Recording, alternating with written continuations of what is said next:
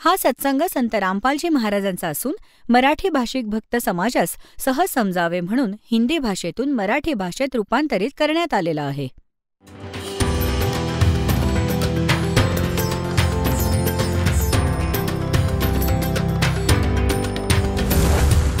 और ज्ञान सब ज्ञान डी कबीर ज्ञान सो ज्ञान और जैसे घोड़ा तोब कायम करता चले मैदान. जगद्गुरु तत्वदर्शी संत रामपालजी महाराजांचे अमृत वचन सर्व पवित्र धर्मांच्या व पवित्र शास्त्रांच्या आधारावर. हे असे महापुरुष होते तेव्हा तर त्यांना सचखंडात घेऊन गेले, परत आणले आणि मग त्यांच्याबरोबर राहिले. भक्ती कर बाळा, तुला सगळी सुख पण देईन, सतलोकात घेऊन जाईन. तर अशा प्रकारे आदरणीय नानक साहेबजींना भगवान भेटले होते बेई नदीवर आणि सचखंडात घेऊन गेले. सगळे काही दाखवून परत सोडले की सतनामाने मोक्ष होईल. मी काशी बनारसमध्ये विणकराचे काम करतो, विणकराकडे तिथे ये. आता या गोष्टींचा विश्वास नानक साहेबजींना नाही झाला की भगवान आणि विणकराचे काम करतो. जेव्हा परत सोडले तर सतनामाशिवाय मोक्ष नाही. आणि सतनाम मिळेल कुठे? परमात्मा सांगतात मी स्वतः तिथे बनारसमध्ये आहे. तर सगळी लीला केली. जेव्हा तिथे जाऊन पाहिले तर तेव्हा भेटले. बनारसमध्ये बसले होते परमात्मा, तेच रूप जे सचखंडात पाहिले होते. तेव्हा नानक साहेबजी म्हणाले होते, भाई सूरत मुलुक की वेश ए ठगवाडा ठगी देश खरा सियाणा बोलता बार ये धानक रूप रहा करतार. तर सांगायचा दासाचा भाव हा आहे की तर नानक साहेबजींनी पण कोणत्याही शिखाला हा 2 अक्षरांचा मंत्र जप करायला दिला नाही. सारनामाची तर गोष्ट सोडाच, ती तर खूप दूरची गोष्ट आहे. आणि स्वतः जप करत होते. याचे प्रमाण आहे भाई बालेवाली जन्मसाखी समुद्रसाखीमध्ये की नानक साहेबजी हा 2 अक्षरांच्या नावाचा जप करत होते. त्यात एक ओम आहे आणि एक गुप्त आहे. बरोबर जप करत होते हा दास.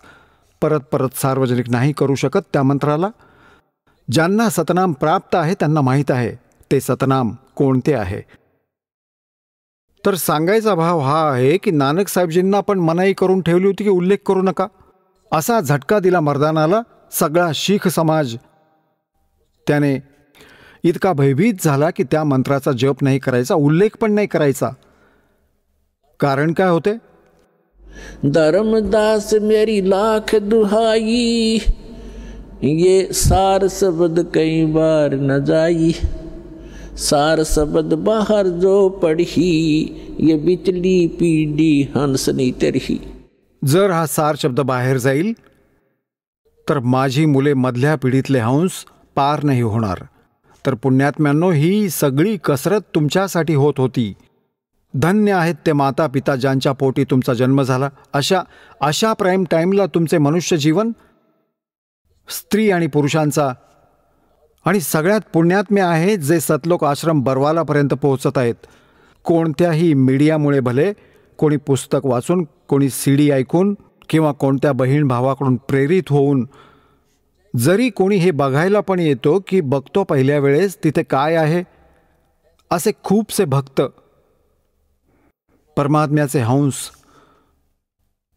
याच प्रेरणेने आले की चला बघूया तुमच्या गुरुजींचा आश्रम बघून येऊया. जेव्हा ज्ञान ऐकतात, सगळ्यांना भूक आहे भगवानाची, सगळ्यांना आस आहे परमात्म्याची, हा विसर पडला आहे संसाराला, आपला अंतरात्मा जागा होतो आणि नाम घेऊन जातात. सौभाग्य त्यांचे. जे चांगले नशीबवाले असतात तर इथे येतात आणि नाम घेऊनच जातात. तर इथे येणे, ही दीक्षा प्राप्त करणे आणि हे सगळे मंत्र प्राप्त करणे ही लहान गोष्ट नाही आहे. तुम्ही सामान्य आत्मा नाही आहात, तुम्ही परमात्म्याचे लाडके आत्मे आहात. आणि धन्य आहेत ते माता पिता ज्यांच्या पोटी तुमचा जन्म झाला.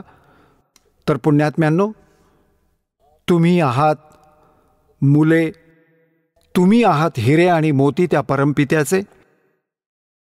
कबीर साहेब म्हणतात, गोता मारू स्वर्ग में अर्जा पेठू पाताल. गरीबदासजी म्हणत आहेत, कबीर साहेबांनी सांगितले की गरीबदास खोजत फिरूं, ढूंढत फिरूं अपने हीरे मोती लाल. तुम्ही ते हिरे मोती लाल आहात. कारण की तुम्ही जरी हिरा मोती लाल कुठे चिखलात जरी पडलेला असेल, वाळूत पडलेला असेल, जेव्हा हिऱ्याची नजर पडली त्यावेळी तो त्याला उचलेल आणि आत ठेवून देईल, आतल्या खिशात, की कोणी बघू नये. तर तुम्ही ते लाल आहात. दासाने तुम्हाला ओळखले आणि आपल्याला परमात्म्याची ओळख करून दिली. आणि तुम्ही इथे सामान्य आत्मा नाही येऊ शकत. त्या परमेश्वराचे विशेष आत्मा आहात जे सगळ्यात पहिल्यांदा येतील. मग काय होईल? पहिले जेव्हा परमात्मा स्वतः आले होते आजपासून 600 वर्षांपूर्वी,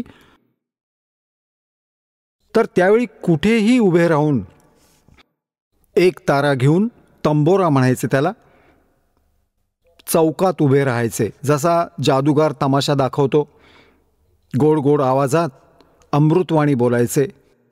आत्म्याला परमात्म्याची आस आहे आणि जे सगळ्यात पहिल्यांदा तेच आमच्याशी जोडले जातात, जे पहिले कोणत्या ना कोणत्या युगात, या कलियुगाच्या, याच कलियुगाच्या यावेळी भक्ती केलेली असली पाहिजे. आता जे भक्ती करत आहेत, आता अरब खरबांच्या संख्येत पार होतील. आणि काही असे असतील की ते काही घसरून पण जातील, अरब खरब घसरून पण जातील. ही अशी वेळ येईल आता.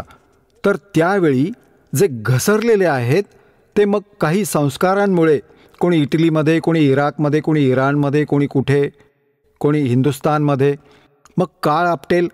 पहिल्यांदा तर वर ठेवेल यांना, कारण तुम्ही तो अनमोल मंत्र जप करत आहात. त्याची आश्चर्यकारक किंमत आहे. एक श्वास, एक सतनामाची किती किंमत सांगितली आहे, ज्याला प्राप्त झाली. गरीबदास साहेबजी परमात्म्याकडून प्राप्त ज्ञानाला कसे सांगत आहेत? सतनाम पालड रंग होरी हो, 14 लोक चढाव राम रंग होरी हो, 3 लोक पास्यांग धर रंग होरी हो, तो ना तुला या राम रंग होरी हो.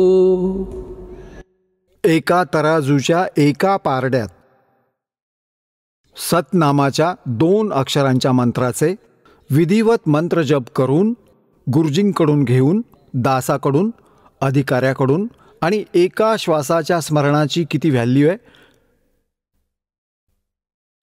किती वजन आहे, त्याची ताकद किती आहे, की एका तराजूच्या पारड्यात एका सतनामाची किंमत ठेवा.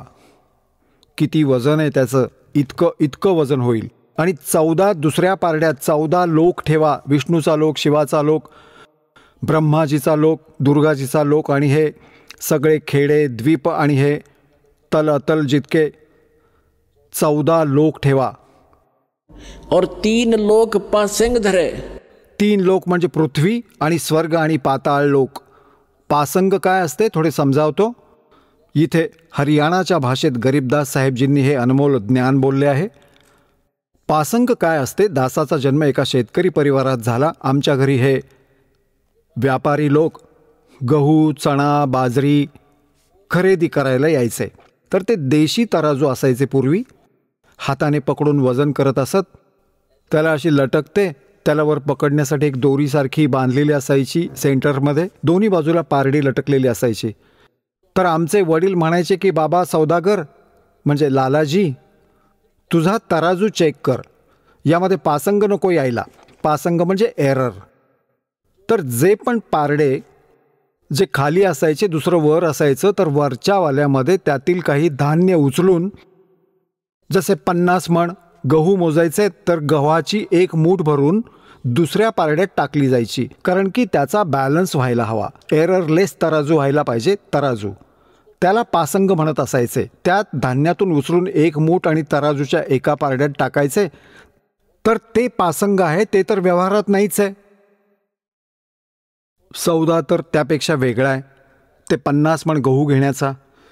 तर इथे गरीबदास साहेबजी म्हणतात, सतनाम एक पालड रंग होरी हो, आणि दुसऱ्यात 14 लोक चढाव राम रंग होरी हो. यांची किंमत, 14 लोकांची किंमत एका बाजूला ठेवा. आणि हा पृथ्वी लोक एक गोष्टींसाठी मरतात कटून.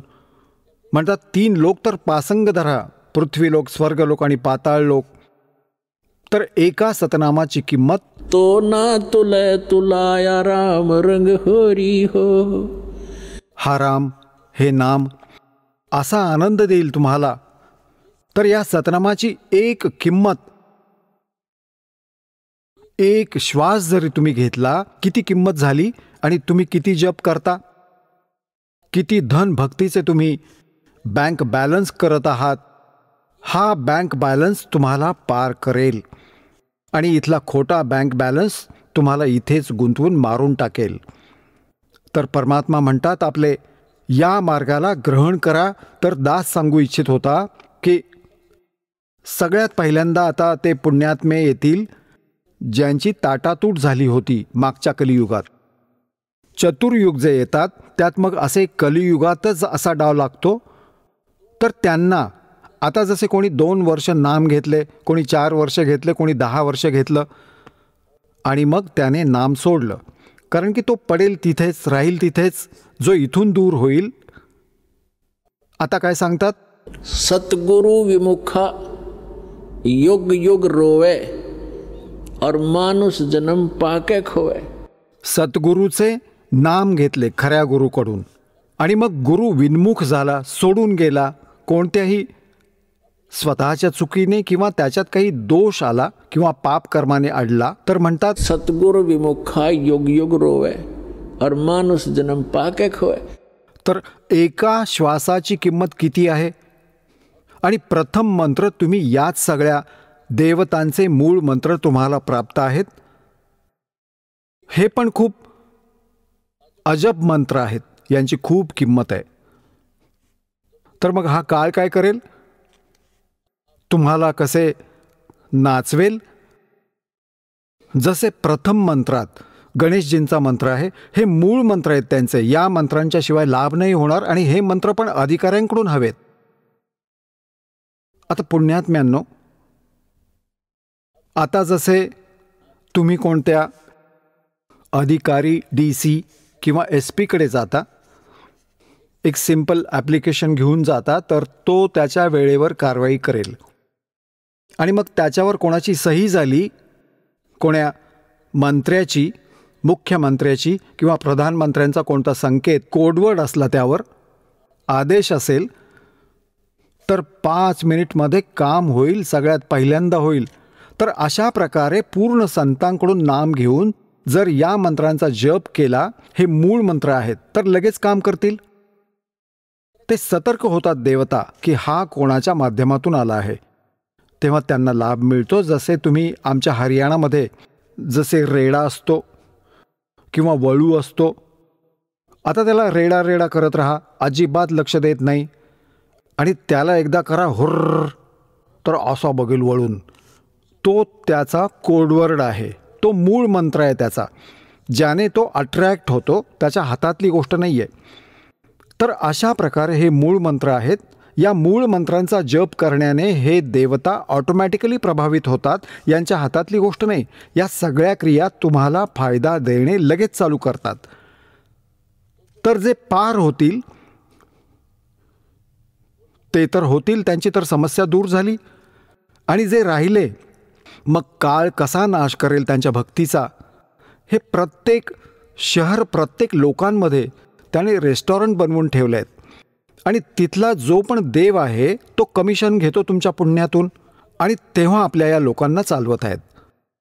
तर गणेशजींच्या लोकामध्ये जाल आपण, कारण की तुम्ही गणेशजींचा मंत्र करत आहात. तिथे कोणी देवता बनाल, तिथे कोणी गण बनाल, आणि तुमचे पुण्य त्या मंत्र्यांच्या कमाईला तिथे नष्ट करून त्यानंतर मग ब्रह्माजींच्या लोकांमध्ये जाल.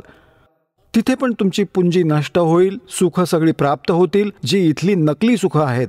नाचणं, गाणं, अप्सरा, विवाह, लग्न, इतर सोहळे सगळे असेल तिथे, परंतु खिसा कापला जाईल तुमचा.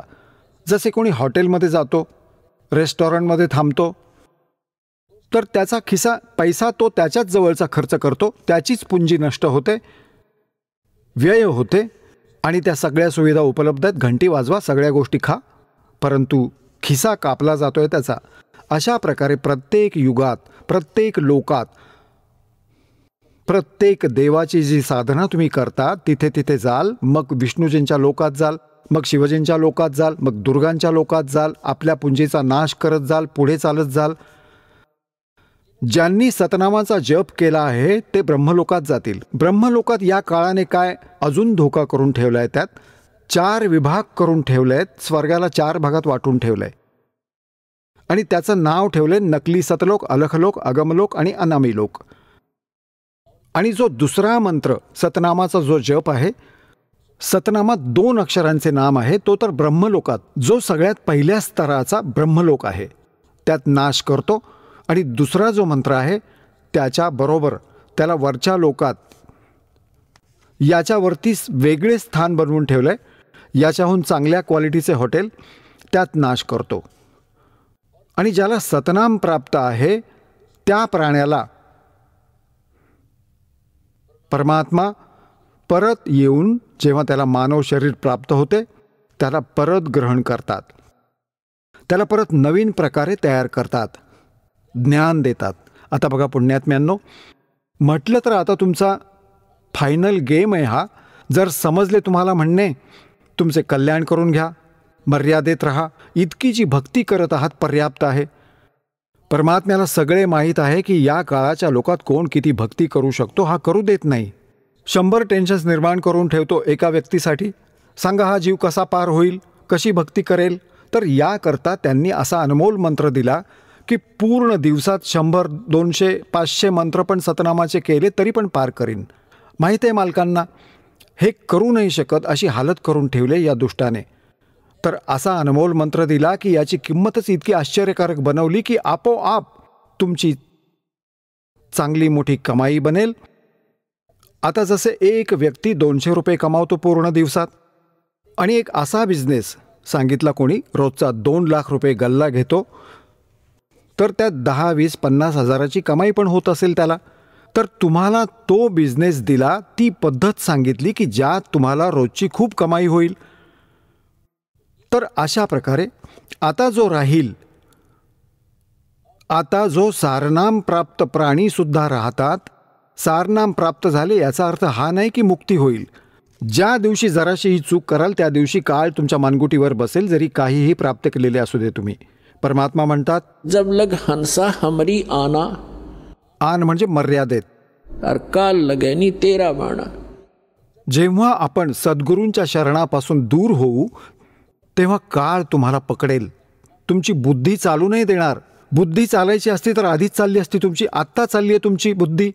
परमात्म्याच्या या ज्ञानाने दासाच्या माध्यमातून तर मग तितकेच पकडून ठेवेल. 1-2 महिन्यांनंतरच तुम्ही इथे येणं बंद कराल. त्याच प्रकारे बुद्धी फिरवेल. ब्रह्मा विष्णू महेश यांची फिरवली, तुम्ही तर कोण आहात? तुमचा तर पाया काय आहे विचार करा. तर सांगायचा भाव दास जे तुम्हाला समजावू पाहत आहे आजच्या सत्संगात, आणि मग हे किती दयाळू आहेत. म्हणतात या भोळ्या आत्म्यांना जरी इथे तर राहून गेलात तुम्ही, कारण की कलियुगाचा जो पीक टाईम आहे, प्राईम टाईम संपलाय, आणि मग तुम्ही वर गेलात गणेशजींच्या लोकात, विष्णूजींच्या लोकात. आता तुमचं ते काम तर बिघडेल. किती वेळ वाढवला तुम्ही माहीत नाही. कधी 1000 कलियुग निघून जातील, किती 1000 युग निघून जातील. 1000 युगांच्या नंतर तुम्हाला परत टाकेल पृथ्वीवर पूर्णतः पुण्यसंचयहीन करून, नाहीतर वर ठेवेल तुम्हाला त्या गणेशजींच्या लोकात, विष्णूजींच्या लोकात, शिवजींच्या लोकात, ब्रह्माजींच्या लोकात, दुर्गाजींच्या लोकात, मग त्या नकली सतलोक आणि अलख लोकांमध्ये. मग पृथ्वीवर टाकेल पूर्ण पुण्यहीन बनवून, आणि इथे बनाल पृथ्वीचा राजा. इतकी किंमत तरी पण राहील तुमची. राजा बनवून माहिती आहे तुम्हाला इथे किती पाप गोळा करतात. पूर्ण दिवस वाईट कर्म करणं, बकवास करणं, 6 राण्या करणं, आणि अजून शिकार करायला जाणं, जीव हिंसा करणं, बिलकुल कर्म बिघडवून टाकतो. आणि मग पुन्हा आपटेल गाढव बनवून. मग माहीत नाही कधी मनुष्य जीवन मिळेल, कधी जाऊन तुम्हाला हा वेळ मिळेल जो आज आहे. आता किती दयाळू आहेत हे परमात्मा. म्हणतात, शिवमंडल ब्रह्मापुरी 24 लोक में हो, अमरे गुण भूले नहीं तो आणे छुटाऊं तो. आमच्या या ज्ञानाला, आमच्या गुणांना, आपल्यात काय महिमा, माझा महिमा नाही विसरणार. आता तुम्ही विष्णू लोकात गेलात किंवा गणेशजींच्या लोकात गेलात, आणि त्यावेळी तुमच्या बुद्धीने काम केले या ज्ञानाच्या आधाराने,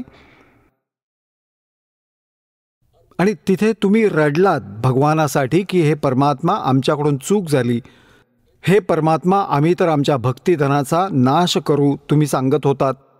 तिथे जाऊन तर आम्ही खूप चुका केल्यात, आता खूप चुका केल्या. जर आत्मीयतेने मला परत हाक मारशील तर तुला तिथून पण सोडवून आणीन मी.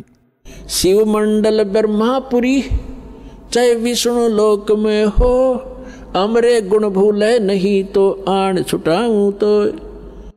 आता तिथून सोडवून पण आणीन, पण जी वेळ होती ती तर निघून गेली आहे. सोडवून ते करणार काय? जन्मच देणार परत पृथ्वीवर. आणि इथे तुमचे इतके पुण्य आहेत की त्याच्या आधाराने तुम्ही पूर्ण पृथ्वीचे शासक बनाल. तर काय फायदा झाला त्याचा? आता परमात्मा काय करतात की जे सारनाम प्राप्त प्राणी आहेत आणि तो पण विचलित झाला. मग त्याला आठवते की गुरुजी हे सांगत होते की आपण इथे तर चुकून आलो, इथे तर आपल्या भक्तिधनाचा नाश होईल. तर त्यांच्यासाठी मालक तिथे जातील आणि म्हणतील सोडा त्यांना, जरी ब्रह्मा असो, जरी विष्णू, जरी शिव किंवा दुर्गाच्या लोकात असो, आणि म्हणतील की याला सोड आमच्या हंसाला. तर त्याचे काय करेल? त्याला इतका बेनिफिट मिळेल की परमात्म्याने इथे एका ब्रह्मांडात आपले मिनी सतलोक बनवून ठेवलंय. पुण्यात्म्यांनो, हे मूळ ज्ञान आहे, हे तत्वज्ञान आहे, हे ते गुप्त ज्ञान आहे जे आत्तापर्यंत कोणाला मालकांनी सांगितले नाही. या दासावर कृपा केली आहे. तर याच्यात प्रत्येक ब्रह्मांडात परमात्म्याचे असे आहे जसे की प्रत्येक देशात एक राजदूत भवन असतं. तर हा परमात्मा त्या प्राण्याला, ते काय थोडे असतील, असे अरब खरब संख्येत विचलित पण असतील. अरब खरब अशा संख्येत लागून राहिलात तर तुम्ही पण पार व्हाल. तर त्यांना समजेल तिथे जाऊन ही गोष्ट आठवली तर त्यांना तिथून सोडून या मिनी सतलोकात ठेवतील. आणि यांच्यावर अशी कृपा कसे करेल की ते जमिनीवर टाकावेच लागेल. त्यांना सतयुगापासून परत जन्म देईल. त्यांच्या हाताला नाही लागू देणार काळाच्या वरच्या लोकात. तर सतयुगात जे चांगले आत्मे, जसे तुम्ही ऐकता बघता, सतयुग कसे येईल? कलियुग कधी नष्ट होईल? 43,20,000 हा एकूण कालावधी आहे 4 युगांचा, आणि 4,32,000 अवधी आहे या कलियुगाचा. जेव्हा कलियुगाचा अंत होईल त्यावेळी सूक्ष्म वेदात लिहिलंय की सगळे प्राणी मांसाहारी होतील आणि 20 वर्ष वय माणसाचं राहील. त्यातली 15 वर्ष वयात ते पैलवान पण होतील, तरुण पण होतील, मुलं पण उत्पन्न करतील आणि मरतील देखील. घरं नाही राहणार, भूकंप खूप येतील, झाडांना पानं येणं बंद होईल, फळांची तर गोष्टच सोडा, आणि मांसाहारी होतील, एक दुसऱ्याला खाऊ लागतील. बिलकुल वाईट अवस्था होईल. निर्लज्ज होतील, कोणी भक्तीच्या आसपास पण नाही राहणार, आणि बिळे खोदून राहू लागतील, जमीन सुपीक नाही राहणार. म्हणतात 3 हाथ अंश खेच लेत कलयुग धरती का, और उगे कोई ना बीज हाल कह दो पृथ्वी का. परमात्म्याने सूक्ष्म वेदात सांगितलंय की कलियुगाचा जेव्हा शेवट होईल 3 हात, 1 हात इतका लांब, इथून इतका 1 हात आहे 1.5 फुटाचा, म्हणजे 4.5 फूट जमिनीच्या आत जमिनीचा सुपीक अंश संपून जाईल. आता तुम्ही बघत आहात किती युरिया, किती खत घातलं जातंय, याला नाश करत आहे खाली जमिनीच्या सुपीक अंशाला. आणि प्रदूषण इतकं वाढेल, पाऊस पडणं बंद होईल, पृथ्वीवर सगळे वाईट हाल होतील. त्यावेळी काय होईल? एक निक्कलंक नावाचा अवतार, ज्याला कल्की अवतार लिहिलंय त्यात सुधासागरमध्ये, श्रीमद भागवतमध्ये, तर तो येईल. राजा हरिश्चंद्र असेल तो, जो सतयुगात पुण्यकर्मी प्राणी होता, काळाची भक्ती करत होता. त्याला स्वर्गात पाठवलं. आता त्याला विष्णूच्या लोकात, आणि तिथून मग त्याला 10वा अवतार बनवून पाठवलं जाईल कल्की नावाने. आता त्याचं कर्म बिघडवेल हा काळ. तर त्यावेळी त्या सगळ्या कृतज्ञ प्राण्यांना, कलियुगातील शेवटच्यांना असं कापेल जसं खाटीक कापतो ना बकऱ्यांना, सगळ्यांना मारेल. फक्त त्यांना सोडेल ज्यांची थोडीफार तरी आस्था त्यावेळी भक्तीची असेल. त्यावेळी काय होईल की सगळे 1.5 फुटाचे 2 फूट उंचीचे असतील, याच्यावर नाही राहणार. 1.5 किंवा 2 फूट इतकी उंची असेल. 5 वर्षाच्या मुलीचे लग्न होईल आणि 5 वर्षाच्या मुलीला मुलं होऊ लागतील. मग उंची किती? 1.5 फुटाची. तर मुलं केवढी असतील? 6-6 इंचाची. तर अशा प्रकारे या कलियुगाचा शेवट होईल. त्यावेळी काय होईल?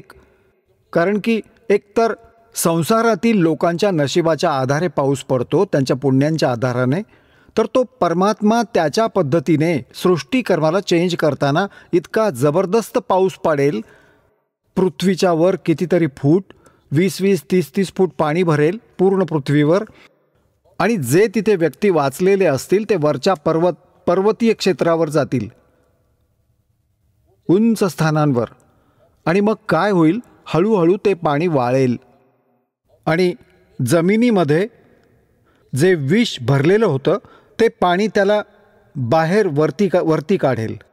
आणि पूर्ण पृथ्वीवर जेव्हा पाणी वाळू लागेल, तिथे झाडे झुडपे येऊ लागतील, भरून जाईल पृथ्वी अशी, आणि सुंदर वातावरण असेल. प्रदूषण संपून जाईल, ऑक्सिजनमध्ये वाढ होईल. तर उलटं काम होईल. आई वडील तर 1.5 फुटांचे आणि मुलं होतील 3-3 फुटांची. मुलगा मुलगी, म्हणजे उंची वाढू लागेल त्यांची. आणि सतयुगामध्ये 100 फुटांची, 100 पेक्षा पण जास्त उंची होईल, 100 पेक्षा जास्त. सांगायचा मुद्दा हा आहे की त्यावेळी जे आत्मे जन्म घेतील ते होतील जे परमात्म्याने तिथे लुटण्या मारण्यापासून वाचवले होते आणि त्यांना आपल्या मिनी सतलोकात ठेवले होते, त्यांना परत जन्म देईल. आता त्यांचे खूप छान संस्कार, छान वातावरण बनवले भगवानाने. सुंदर फळदार वृक्ष असतील, कोणतं काम नाही. आजकाल जे धान्य आहे, गहू, बाजरी, ज्वारी, बरेचसे, त्यावेळी तर असे उभे राहतील की बस जा आणि असे गोळा करा, झोडपा, जितके पाहिजे तितके तोडून आणा आणि खा. असे वनातून बागेतून फळे आणतात तोडून. असे गहू, जितके पण धान्य आहेत, खाण्यापिण्याची सामुग्री, ते सगळे इथे भरून राहील, काम नाही. आणि मग ते काय करू लागतील? काळ तर त्यांच्या मागे लागलेला असतो की यांना माहीत नाही पडले पाहिजे भक्तीबद्दल. भ्रमित करत आहे मनू बनवून. मनुजी तो चुकीचं ज्ञान भरवतो आणि मग ते सगळे त्याच आधाराने भक्ती पण करतात, समाधी पण लावतात, कारण त्यांनी भक्ती केली होती अगोदर कलियुगामध्ये. आणि ते भक्तीशिवाय नाही राहू शकत. प्रत्येक प्राणी सतयुगात साधना करतो, समाधीस्थ होतो, सगळे सुख असते, शरीर पण निरोगी स्वस्थ असते, कोणते कष्ट नसतात, मानसिक त्रास नसतो. तर त्यावेळी यांना भक्ती मार्गाला लावणं खूप कठीण होऊन जातं.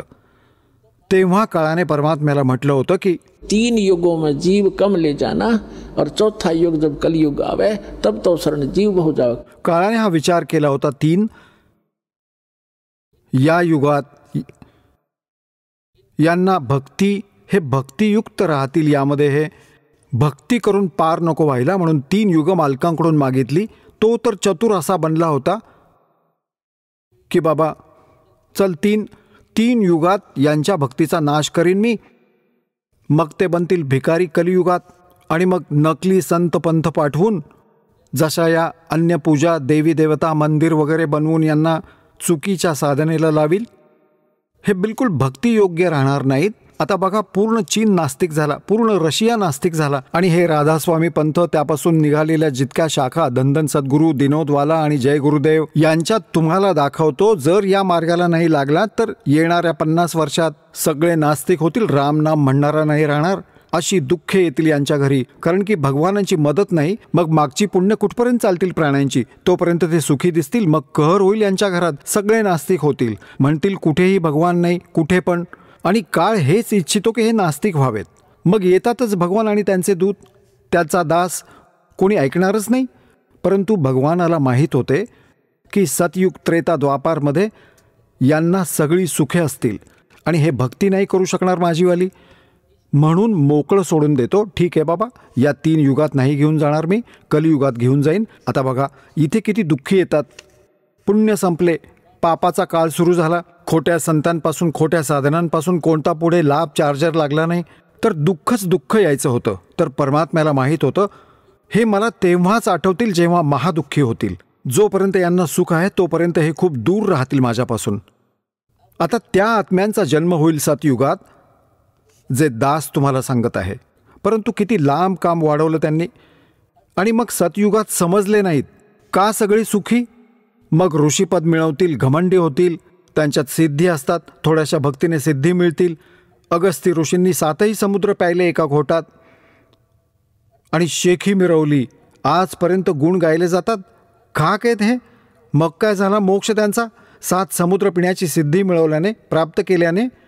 तर काळ अशी रिकामी ओझी वाहून घेतो. तर सांगायचा मुद्दा हा आहे दासाचा की 7 मग इतर नवी जनरेशन नवीन संस्कारांनी उत्पन्न होत राहतात. तर जेव्हा परमात्मा येतात, कलियुगात आले, कुठेही उभे राहून तंबोरा घेऊन चौकात आपली मधाळ वाणी बोलू लागले. तिथे 100, 50, 200 व्यक्ती एकत्रित होत 10-20 तास, 1-2 तास आपले विचार करायचे. हे वाणी बोलत राहायचे. भगवानजी सूक्ष्म वेदाची आहे. मानुष जन्म पाय कर नहीं रट हरि नाम, जैसे कुआ जल बिना भाई बनवाया क्या काम. सर्व सोने की लंका थी वो रावण से रणधीरम, एक पलक में राज विराजी जम के पड़े जंजीरम. मन तू सुख के सागर बसरे भाई और न ऐसा यसरे. आता ही वाणी आत्म्यामध्ये सरळ जाऊन लागायची. तर तिथे बसलेले भक्त त्यातील 20, 30, 50 येऊन पायापाशी बसायचे. हे भगवान, आम्हाला कोणती दीक्षा द्या, कोणता मार्ग दाखवा. तर अशा प्रकारे परमात्म्याचे 64 लाख शिष्य झाले होते. 64 लाख त्यावेळी, आजपासून 600 वर्षांपूर्वी. आणि त्यांना सुख दिले. मग त्यांना हे प्रथम मंत्राचे 5 नाम देत असत दाता. या 5 नामांचा अपभ्रंश केला या दुसऱ्या पंथींनी, नकलींनी. यांच्या ही 5 नामे पण लक्षात नाही आली. ररंकार, ओमकार, ज्योत स्वरूपी, निरंजन, सतनाम आणि अमुक नाम उलटसुलट देऊ लागले. तर बाबा, पूर्ण गुरुशिवाय हे साध्य होणार नाही. तर सांगायचा मुद्दा दासाचा हा आहे. मैं रोवत हूँ सृष्टि को, ये सृष्टि रोवे मोहे, गरीबदास इस योग को समझ न सकता कोई. आता जसे परमात्मा 600 वर्षांपूर्वी आले होते तेव्हा आपण अशिक्षित होतो. 64 लाख शिष्य असणं काही मुलांचा खेळ नाहीये. ना कोणता मीडिया होता, ना कोणते प्रचार साधन होते. कसे झाले एका दिवसात 1000 ठिकाणी प्रकट व्हायचे परमात्मा आणि सगळ्यांना समजवत असायचे आणि त्यांना सुख देत होते. सगळ्यांना इतके सुख दिले, समजायचे नाही त्यांना की या संतांच्या आशीर्वादाने मला असा फायदा झाला. नाम घेताच इतके सुख मिळू लागले. तर असे तर 64 लाख झाले होते, परंतु त्यांना ज्ञान नव्हतं, अशिक्षित होते. जेव्हा सुख मिळाले तर सुख आहे. मग कोणीही आले, अरे हा काय जाणतो भगवानाबद्दल, अशिक्षित आहे, विणकर आहे, असा आहे, छोट्या जातीचा आहे. तर काही सुख मिळताच हा आत्मा, हा काळ त्याचा डाव लागतो. परमात्मा म्हणतात, इसे सुख का आग लगे जो नाम हृदय ते जावे, और बलिहारी उस दुख के जो पल पल नाम रटावे. ते सुख पण आपल्यासाठी आपला शत्रू बनते. त्या सुखाची आम्हाला आवश्यकता नाही भगवान, जे तुमच्यापासून दूर करेल. इतके दुःख द्या दाता की तुमची आठवण येत राहील. आपल्याला हे समजावू पाहतात परमात्मा. आणि मग काय सांगतात कि ज्ञान संपूर्ण हुआ नहीं, हृदय नहीं छदावे, और देखा देखी भक्ति का रंग नहीं ठहरावे. तर 64 लाख शिष्य झाले, सगळे सुखी झाले आणि गुण गात होते की भगवान आले आहेत बाबा. एक वेळा नाम दिले होते, आशीर्वाद दिला होता, हे सुख मिळाले. 100 जणांना सांगायचे. आणि परमात्म्याने एक लीला केली होती की यांना पारखून बघू, हे ज्ञानामुळे लागले आहेत का केवळ असेच माझ्या मागे लागले आहेत. एक लीला केली होती. एक दिवस, खूप वेळ लागेल, परत कधीतरी सांगू. आणि एक लीला केली होती दात्याने. कारण ही मोठी गोष्ट आहे. एक दिवस सत्संग करत होते परमात्मा. कारण दिवसा व्यवसाय करायचे, रात्री सत्संग करायचे की बाबा तुम्ही पण फ्री, मी पण फ्री. दिवसा या काळाच्या तुम्ही पोटाचा निर्वाह करत राहा. तर रात्री सत्संग करत होते. एका वेश्येचे घर होते नियर बाय, जवळच कुठेतरी. रात्रीचे वातावरण खूप छान होते. रात्रीचे शांत वातावरण होते. मालकांची ती तर लीला होती. आपला आत्मा कुठेही गर्तेत पडलेला आहे, त्याला तर उचलायचे होते. आता ती बसली खिडकीत तिच्या घराच्या आणि मालक सत्संग ऐकवत होते. बाबा, असे पाप लागते, असे मनुष्य जीवन मोठ्या मुश्किलीने मिळते, परमात्म्याची भक्ती नाही करत त्यांचा विनाश होतो, पुढे ते पशु बनतात, पक्षी बनतात, कोणाची निंदा करू नये, असा सत्संग ऐकवला. ती पुण्यात्मा होती. मुलीचे हृदय भरून आले की मी तर घोर पाप कमावले, पूर्ण आयुष्यात काही शुभ नाही झाले माझ्याकडून. तर ती मुलगी परमात्म्याच्या चरणी आली उठून आणि म्हणाली की भगवन, काय माझ्यासारख्या पापिणीचा पण पापनाश होईल का? काय माझ्यासारखी पापिणी पण पार होईल, भक्ती करू शकते का? परमात्म्याने म्हटले, बाळा, एका बोटीत एका नौकेत भले दगड ठेवा किंवा घासफूस आणि कापूस ठेवा, कितीही भारी वस्तू आहे दगड आणि किती हलका आहे कापूस, तिचा स्वभाव आहे बाळा पार करण्याचा. आणि मग म्हणतात, एक लोहा पूजा में राखत, एक गर्भधिक पड्यो और पारस गुण अवगुण ही देख करत कंदन खरो. हे सगळं काही समजावून त्या मुलीचे समाधान केले आणि तिने म्हटले की जी मी तर वेश्या आहे, काय माझा पण उद्धार होईल का? म्हटले, बाळा, वाईट असा कोणता जीव नाही आहे जो इथे वाईट काम करत नाही, कारण हा लोक असा आहे अनिच्छेने सुद्धा दुष्कर्म होऊन जातात. आता तुम्हाला कितीही मळका कपडा आहे, साबण आणि पाणी मिळाले, स्वच्छ झाला, खूप मेहनत करून त्याने साफ केले, भक्ती कर. तर त्या मुलीला अशी प्रेरणा मिळाली, सगळे वाईट काम सोडून दिले. परंतु आपली सवय आहे की तरी पण आपण त्यांना त्या दृष्टीने नाही बघत. अज्ञानाच्या कारणाने ती मुलगी यायची. आता तर तिला मागचा जो काळ गेला ते वाईट वाटत होते की कसा जो मागचा काळ गेला त्याला पूर्ण करू. जास्तीत जास्त वेळ गुरुदेवांकडे यायची, त्यांच्या पाया पडायची, डोकं टेकवायची, पाय चेपायची. तर दुसरे जे सोबत असायचे डोकं फिरलेले, ज्यांना सुख मिळाले होते, ते आपापसात बोलू लागले, बाबा ही चांगली गोष्ट नाही आहे. एक वेश्या येते, गुरुजींच्या जवळ बसते, लोक काय म्हणतील, संगत बदनाम होईल. त्या मुलीला धमकावू लागले की तू नको येत जाऊस इथे, तू सगळे वातावरण बिघडवून टाकलेस. आता ती मुलगी अजून जास्त दुःखी झाली की मुश्किलीने मार्ग मिळाला होता, हे भगवान आता काय होईल. तर ती गुरुदेवांकडे रडत राहिली. परमेश्वराने विचारले, बाळा का रडत आहेस? माहीत होते त्यांना, का रडत आहेस मुली? तिने रडत रडत सगळी कहाणी सांगितली की मी निरुपयोगी तर आहेच, यासाठी तुमच्याकडे आले आहे की निरुपयोगी माझा उद्धार होईल तुम्ही म्हणालात, परंतु काही भक्त भाऊ, काही बहिणी असे विरोध करत आहेत, मला येण्यासाठी मनाई करत आहेत. तर परमात्मा सत्संगाच्या माध्यमातून सगळ्यांना उपदेश देत असत. एकेकाला कोणाकोणाला कसे सांगणार म्हणून सत्संगाच्या माध्यमातून ज्ञान देत असत. म्हणतात, कुष्टी होवे संत बंदगी कीजिए, होवे साके विश्वास चरण चित दीजियो. की भक्त कोणतीही व्यक्ती सत्संगाला येऊ दे, जरी चोर आहे, डाकू आहे, रोगी आहे आणि कोणी वेश्या आहे, जोपर्यंत मळलेला कपडा, साबण आणि पाणी वॉटरच्या संपर्कात नाही येणार तर तो साफ कसा होणार? आणि बाबा, भक्तांचे लक्षण हे नाही होत. वेश्येवर पण विश्वास ठेवा, तिला आपली बहीण समजा, पापाचा द्वेष करा, पापीचा नाही, हे तर सामान्य माणूस पण म्हणतो. आणि सगळे जसं एक उदाहरण दिले जाते, एक संत होता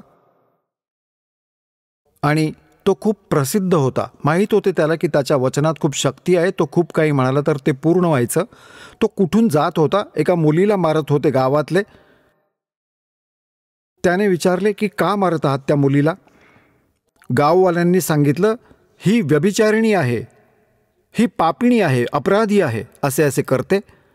तर संत म्हणाले, बाबांनो थांबा, शिक्षा मी सांगतो अशी देऊ, दगड उचला सगळे आणि सगळे मारू तिला, पण तो दगड मारेल ज्याने पाप केलेले नाही असा, नाहीतर इथेच संपून जाल. दगड टाकून सगळे तिथून निसटले. तर आपण आपल्या दोषांना लपवून ठेवतो, दुसऱ्याचे बाहेर काढतो. तर आपण भक्त बनले पाहिजे. आता काही दिवस तर शांत झाले, परत हळूहळू बडबड करू लागले की बाबा चांगले नाही वाटत. तर परमात्म्याला बघायचे होते की हे भक्त नाही आहे, जेव्हा गुरूंच्या आज्ञेचे पालन करत नाही आहे तेव्हा मी भगवान होतो, जेव्हा त्यांना 100 सुख मिळत होती, आता बघतो यांना काय झालं. तर एक दिवस परमात्म्याने म्हटलं की चला यांचं पक्क काम करून देतो. यांना बघतो किती भक्त आहेत आणि किती अभक्त आहेत. त्या मुलीला वेश्येला म्हणाले की बाळा, उद्या तू पूर्ण साज शृंगार करून सगळी आभूषणे जी पण तुझ्याकडे आहेत घालून ये. म्हणाली ठीक आहे पिताजी. रविदासजी कबीर परमेश्वरजींच्या सोबत जास्त राहत असत. रविदासजींना सांगितले एक हत्ती आणा भाड्याने. हत्ती घेऊन आले भाड्याने रविदासजी. एक परमात्म्याने गंगाजळ बाटलीत भरले कबीरजींनी आणि मुलीला बसवले मध्ये, मागे ते बसले पुढे रविदासजी आणि म्हटले आता तू चालव या हत्तीला. आता त्या मुलीच्या खांद्यावर हात ठेवला आणि ती गंगाजळ भरलेली बाटली पित होते. असे मस्त होऊन बाजारामधून निघाले. काशीच्या बाजारातून काढला तो सगळा देखावा आणि जो पण बघे तो म्हणायचा अरे हा धानक विणकर, हा कबीर तर दारू पितोय आणि वेश्येच्या सोबत आणि प्रसिद्ध होती ती. कबीर साहेबांचे काशीमध्ये लाखोंच्या संख्येत लाखो भक्त होते. आसपासच्या परिसरातले सगळ्यांना बोलावले. या तुमच्या गुरुजींचे लक्षण दाखवतो बघा. पहिलंच म्हणत होतो तिथे अशा वाईट बायका जातात, त्याचा अवतार बघूनच वाटत होतं किती वाईट माणूस होता. बघा दारू पिऊन वेश्येला घेऊन उघडपणे फिरत आहे. याला हे पण नाही माहिती इतका मद्यधुंद झालाय. तर जितके शिष्य होते परमात्म्याचे, पहिले तर भगवान म्हणत होते परमात्मा आले आहेत, आपल्याला हे सुख दिले किंवा ते सुख दिले.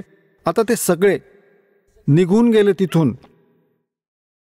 कोणी हे म्हणे की मी तर एक दिवस गेलो होतो, कोणी हे म्हणे की मी तर याच्याबरोबर जात होतो, मला काही खास इंटरेस्ट नव्हता.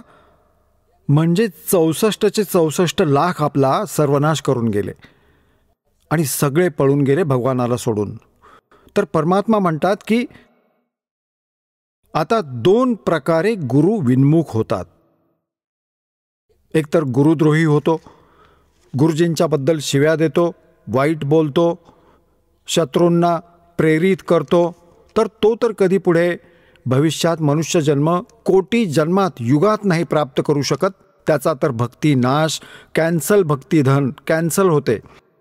आणि जे असे गुरुजींबद्दल वाईट नाही बोलत, द्वेष नाही करत, लोक लाजे खातर सोडून जातात, ते काम तर त्यांनी वाढवले,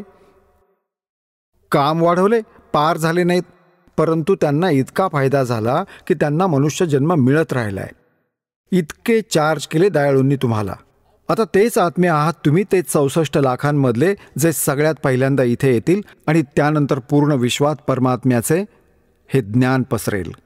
तर पुण्यात्म्यांनो, हा फाऊल पॉइंट जी आधी आपण चूक केली आज आठवण करून दिली जाते तुम्हाला. जैसे माता गर्भ को रखे यत्न बनाए, ठेस लगे ते छन होवे तेरी ऐसे भक्ती जावे. जशी आई बहीण कोणाला गर्भ राहिला असेल, त्यांना माहीत आहे त्या बाळाला कसे प्रफुल्लित करायचे आहे, खूप सावधगिरी बाळगते. तर असेच या भक्तिरूपी बाळाला पण सांभाळून ठेवायला पाहिजे तुम्ही.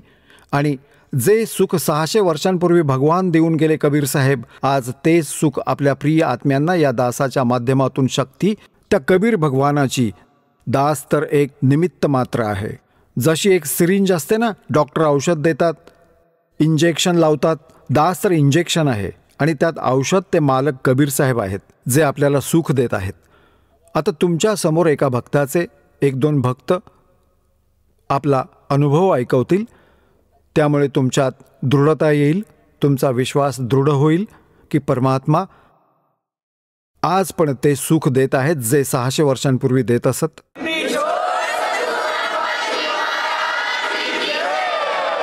चला आता आपण त्या श्रद्धाळूंचे अनुभव जाणून घेऊया ज्यांनी जगद्गुरु तत्वदर्शी संत रामपालजी महाराज यांच्याकडून दीक्षा प्राप्त केलेली आहे, तसेच त्यांच्याद्वारे सांगितलेल्या भक्ती मार्गावर चालत आहेत. नमस्कार. सत साहेब. आपलं नाव? रामदास रंगनाथ नरोडे. आपण कुठून आलात? पाटोदे वडगाव, बोकडो जळगाव, तालुका पैठण, जिल्हा औरंगाबाद, महाराष्ट्र. आपला व्यवसाय काय आहे? ट्रान्सपोर्टचा. संत रामपालजी महाराजांची गुरुदीक्षा आपण कधी घेतली? 18/12/2016. संत रामपालजी महाराजांची गुरुदीक्षा घेण्या अगोदर आपण व आपला परिवार कोणती भक्ती साधना करत होतात? हिंदू धर्माच्या हिशोबानं जे काय असेल ते आपलं गणपती, हनुमानजी, त्याच्यानंतर आपलं पित्तरपूजा, हे सर्व काही आम्ही जे काय असेल ते पूर्वीच्या रीतिरिवाज त्या हिशोबानं सर्व काही करत होतो.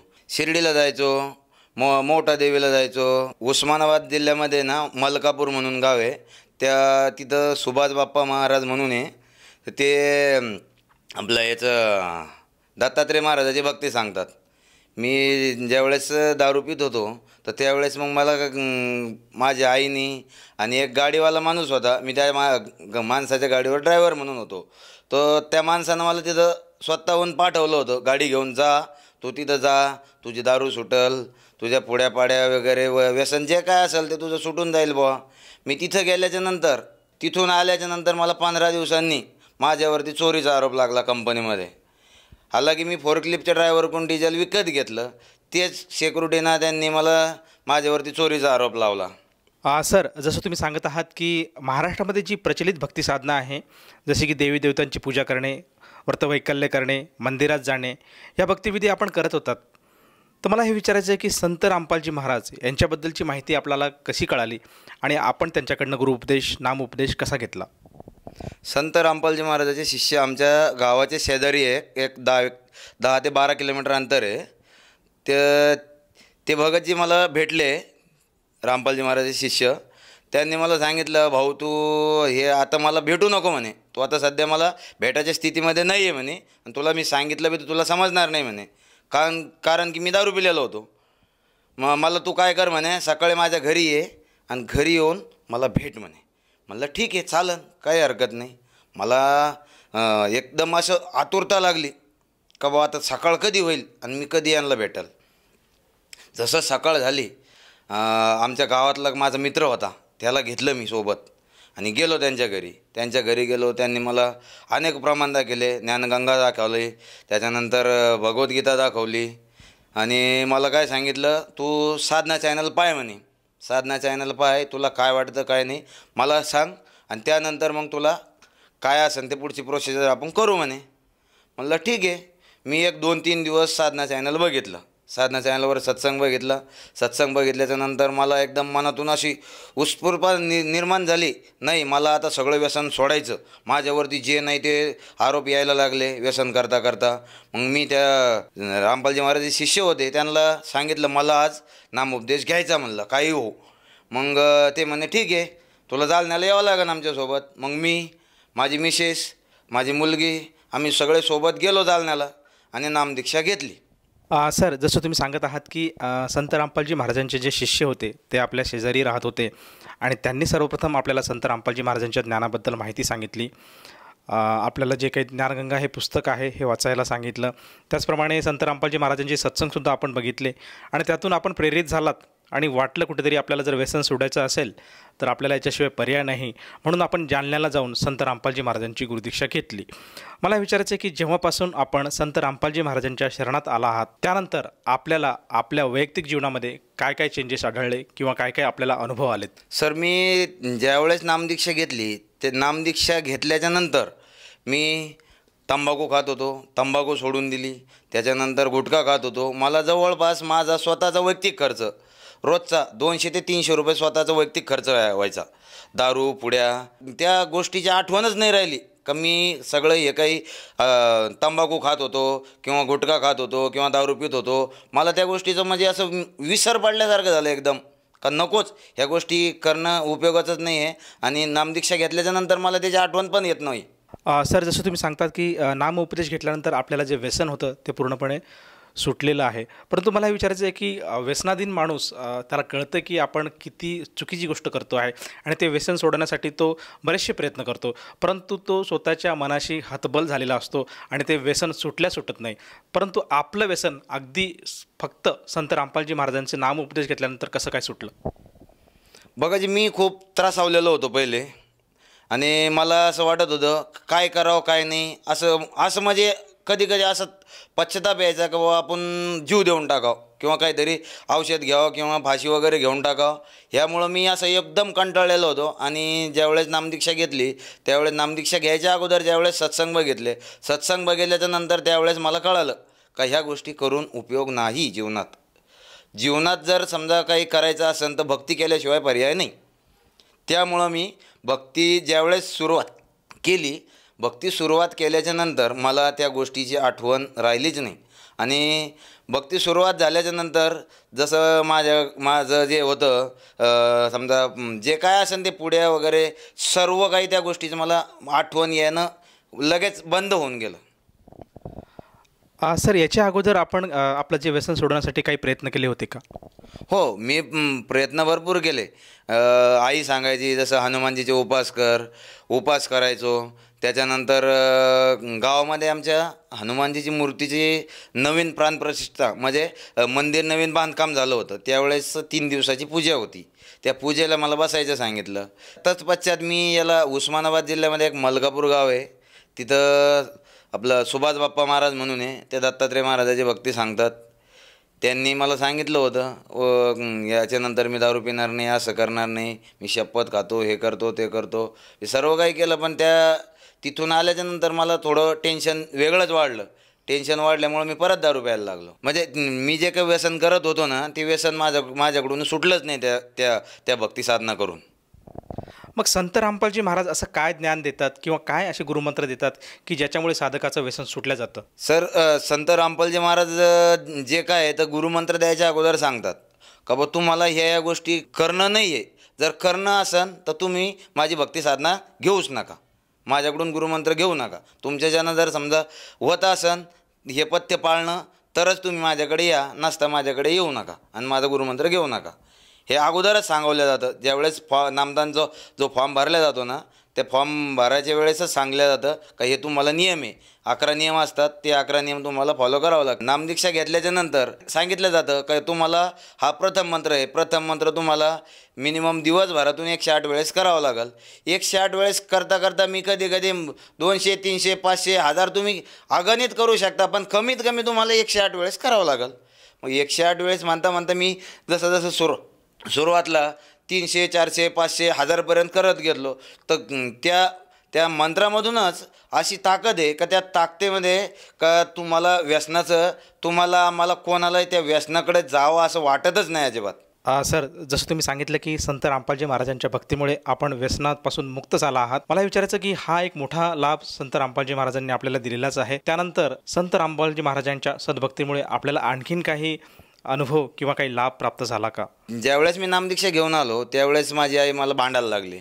नाही म्हणे, तू असा कोणता गुरु केला? म्हणलं आता मला काही जास्त सांगता येणार नाही, कहून का मी आत्ताच नेमकंच नामदीक्षा घेतलेली आहे, त्यामुळे मी काही तुला जास्त सांगू शकत नाही. पण तू काय कर म्हणलं, एक 4 दिवस 8 दिवस माझ्यासोबत सत्संग बघ, किंवा जर तुला जास्त शंका असेल तू माझ्यासोबत जालन्याला येऊ शकते म्हणलं. बरं म्हणे, ठीक आहे म्हणे. मग आईनं 1 महिन्याच्या नंतर आईनंसुद्धा नामदीक्षा घेतली. आईला 2 ते 3 वेळेस अटॅक आलेला होता. आज आईला 3 वेळेस अटॅक येऊनसुद्धा आमची आई आहे ना एकदम ठणठणीत आहे. या व्यतिरिक्त आणखीन काही लाभ आपल्याला प्राप्त झाला का? हो सर, मी त्याच्या अगोदर जे आहे ना आता दारूच्या व्यसनामुळं कर्जबाजारी झालेलो होतो खूप. मी 2016ला नामदीक्षा घेतली, त्यावेळेस माझ्याकडं साधी मोटरसायकलसुद्धा नव्हती कुठं यायला. 16ला नामदीक्षा घेतली, 17 एंडिंगला म्हणजे वर्ष पूर्ण झाल्याच्या नंतर परमात्माच्या दयेनं, संत रामपालजी महाराजाच्या दयेनं मी शोरूम मोटरसायकल घेतली. 17 संपलं, 18 संपलं आणि 19ला सुरुवातला मी संत रामपालजी महाराजाच्या दयेनं एक छोटा हत्ती घेतला, शोरूम छोटा हत्ती घेतला. परंतु एक जवळपास 15-16 महिने चालवला. त्यानंतर लॉकडाऊन पडलं, कंपन्या बंद पडल्यामुळं मग मला पर्याय नाही राहिला. मग मी तो छोटा हत्ती विकून टाकला आणि थोड्या दिवस ड्रायव्हिंग करायला लागलो.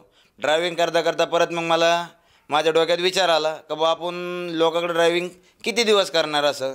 मग मी काय केलं, मी डोक्यात घेतलं, म्हणलं नाही आपल्याला काहीतरी करायचं. गाडी घेतली मग मी 407. आज जवळपास त्या गाडीला मला 2-2.5 वर्ष होऊन गेले आणि संत रामपालजी महाराजाच्या दयेनं परत मी एक दुसरी गाडी घेतली 407. याच्या व्यतिरिक्त जेवढं काय कर्जबाजारी होतो मी, कर्जबाजारी म्हणजे कर्ज असं पूर्ण मुक्तता होत आली माझी कर्जाची. सांगायचं जर झालं तर मी पहिले व्यसनाधीन असल्यामुळे माझ्याकडून म्हणजे कुठल्याही प्रकारचं काम केलं जात नव्हतं. माझ्या शरीरामध्ये एनर्जीच नव्हती. एनर्जी नसल्यासारखं म्हणजे मी व्यसनाधीनामुळं मला काम करायची अशी इच्छाच होत नव्हती. आणि ज्यावेळेस मी नामदीक्षा घेतल्याच्या नंतर माझ्या शरीरात जसं एनर्जी आल्यासारखं झालं. मी म्हणजे रात्रीचा दिवस आणि दिवसाची रात्र मला म्हणजे जसं की रात्री 12 वाजेपर्यंत जरी जागी राहिलो आणि सकाळी 6ला जर उठलो तर मला ॲसिडिटीचा त्रास व्हायचा. तो आज कुठं दवाखाना नाही, कुठं गोळी नाही, कुठं औषध नाही, काहीच नाही. काही न करताही आज मी रात्र जागी राहतो, दिवस जागी राहतो, पण मला ॲसिडिटीचा कुठलाही काही एक रुपयाचा त्रास होत नाही. सर, जसं तुम्ही सांगत आहात की संत रामपालजी महाराजांच्या दयेमुळे आज आपल्याला बरेचसे लाभ झाले, आपली आर्थिक परिस्थिती सुधारली आहे आणि आपल्याकडे आज 2 टेम्पो आहेत, 407 आहेत. त्याचप्रमाणे जे आपल्याला व्यसन जुडलेलं होतं, जे व्यसनाधीन आपण झालेले होतात, त्यातून संत रामपालजी महाराजांनी आपल्याला बाहेर काढलेलं आहे आणि आज आपण सुखी असं, समाधानी असं जीवन व्यतीत करत आहात.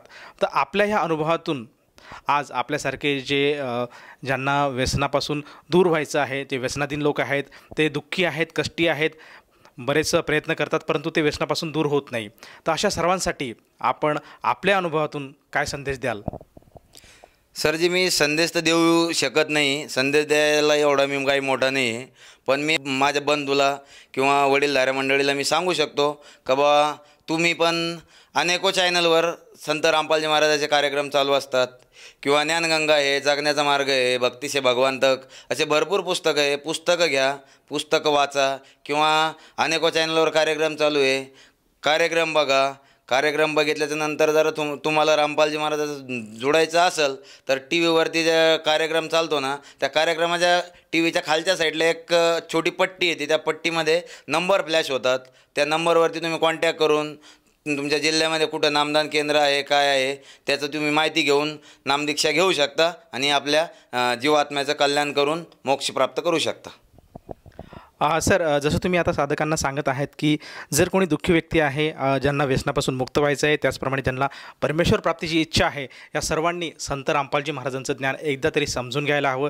ज्ञान जर समजून घ्यायचं असेल तर आपल्याकडे संत रामपालजी महाराजांनी विविध चॅनलवर त्यांचे सत्संग येत असतात. त्याचप्रमाणे त्यांनी प्रकाशित केलेली पुस्तकं आहेत, ज्ञानगंगा, जगण्याचा मार्ग, हे सगळं काही साधने आज उपलब्ध आहेत. त्याचप्रमाणे सोशल मीडियाच्या प्लॅटफॉर्मवर सुद्धा संत रामपालजी महाराज हे प्रचलित आहेत.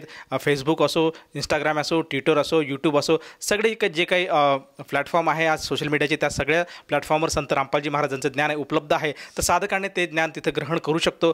आणि त्याचप्रमाणे जसं तुम्ही सांगितलं की सत्संग चालू असताना टी व्हीच्या स्क्रीनवर काही मोबाईल नंबर फ्लॅश होत असतात, तिथे जर साधकाने संपर्क साधला तर त्याला अगदी जवळच्या जिल्ह्यामध्ये जे काही नामदान केंद्र आहे त्याची माहिती मिळू शकते आणि त्या तेथे जाऊन तो साधक संत रामपालजी महाराजांचा उपदेश घेऊ शकतो. तर मला असं विचारायचं आहे की जेव्हा तो साधक संत रामपालजी महाराजांच्या त्या नामदान स्थळावर जातो त्यावेळेस त्याला जे नामदीक्षा घ्यायची असेल, त्या नामदीक्षेसाठी त्या साधकाला किती पैसे मोजावे लागतात किंवा किती राशी त्या ठिकाणी तिथं त्याला जमा करावी लागते?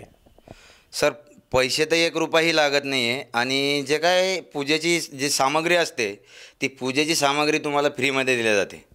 जसं की संत रामपालजी महाराज आणि जसं कबीर परमात्मा यांचा जो फोटो असतो तो फोटो, त्याच्यानंतर तुम्हाला नित्यनियम, रमेनी, संध्या आरती किंवा ज्या काही आरत्या असतात त्या आरतीचं जे बुक असतं ना, ते बुक तुम्हाला फ्रीमध्ये दिले जातं. धन्यवाद. सत साहेब.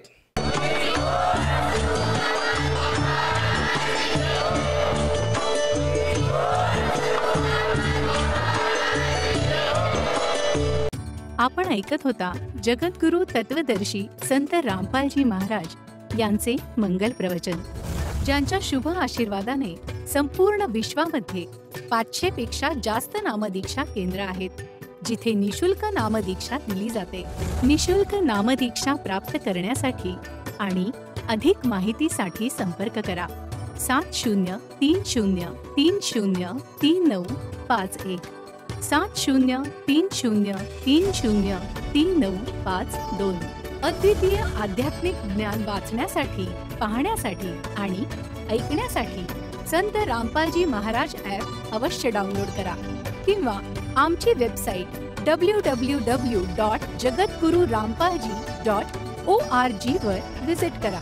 आम्हाला सोशल मीडियावर फॉलो करा. सर्व पवित्र धर्मांच्या पवित्र शास्त्रांवर आधारित प्रमाणित अनमोल पुस्तक ज्ञानगंगा किंवा जगण्याचा मार्ग यापैकी कोणतेही एक पुस्तक निशुल्क मागवण्यासाठी आपण आम्हाला आपले पूर्ण नाव, पूर्ण पत्ता, पिनकोड आणि फोन नंबरसह लिहून 7030303951 किंवा 7030303952 या नंबरवर SMS करू शकता किंवा 7030303950 या नंबरवर व्हॉट्सअप देखील करू शकता.